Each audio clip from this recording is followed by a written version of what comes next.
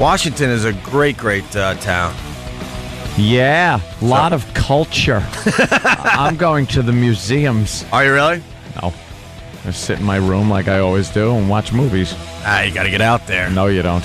Experience the culture. No, you never do. No. I told you that time I went down there and I went to the Pentagon because I thought it was like the Lincoln Memorial that you could just walk around and look at it. So I started walking around the thing. You know, I bet you were stopped. Oh, yeah. Oh, no, funny. I was like looking in a Jeeps like, oh, this is cool. I'm just walking around. All of a sudden. What are you doing? Well, it was right after it was. Don't say right after 9/11. No, it was. It was 6 months after 9/11. Oh, good one. And they never really showed the footage where it hit. So I was just like, all right, I want to see this. Yeah. You know, so I start, there was some people were in uniform, other people were wearing like suits. So I don't know, it just didn't dawn on me. And I just started walking around, looked in a couple of Jeeps, and then I just started.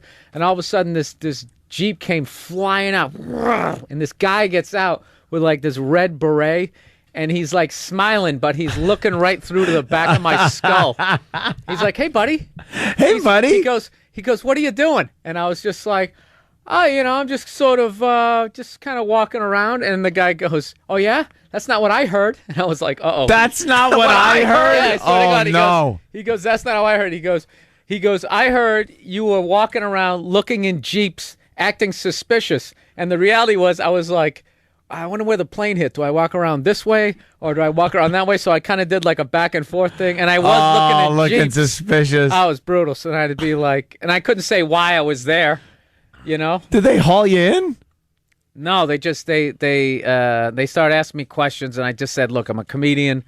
I'm in town. I was working this place, Teddy's House of Comedy, down there, and Teddy's House of Comedy. And welcome to Teddy's House of Comedy. That's what I don't understand about that's comedy where my clubs. career was. That's where. But my I don't career understand was. these comedy club owners. They can't come up with better names for their clubs. Oh, they're terrible. Teddy's House of Comedy. That's not even a bad one. Laughter Hours.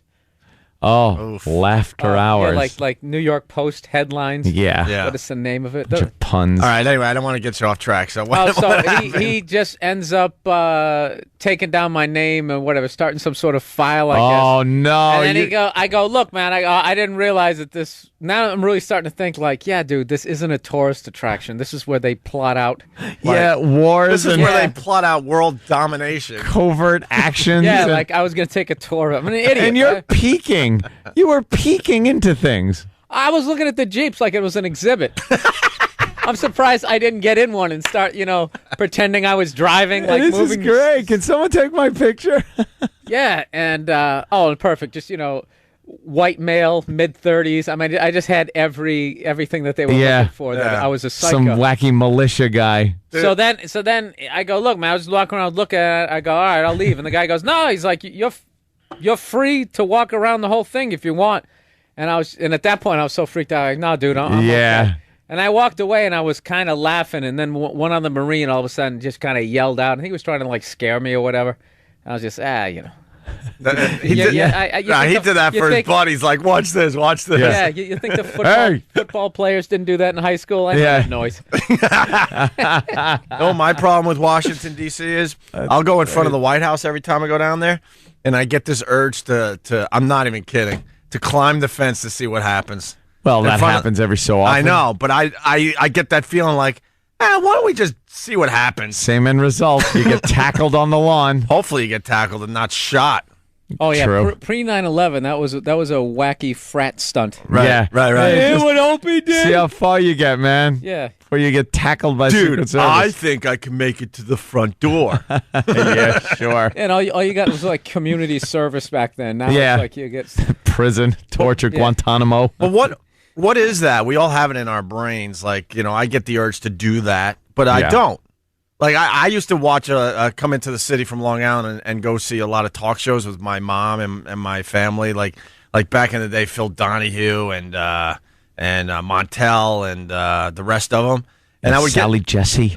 Whatever they were giving free tickets out for. And I would sit in the audience and get the urge to just run onto the stage and tackle the host. And then I'm like, oh, my God, is anyone reading my brain Do they realize what I'm thinking of doing right Yeah. now? Like I get all freaked out, and then I'm like, all right, calm down. No one knows. No one knows. Just enjoy the Like show. crazy people do it. Right. But That's you the just difference. think about it. You think about it, but for some reason you don't.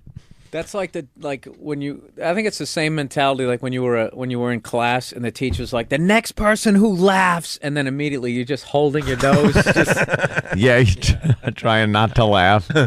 anything. Even to this day, if someone said you walk into a store and they'll have something there that says "Please do not touch," you just have to go up. I want to touch it. You just got to take one That's finger it. and just poke at it. yeah. Don't tell me what to do the second I come in your store. Crazy people do those things. That's why they're crazy.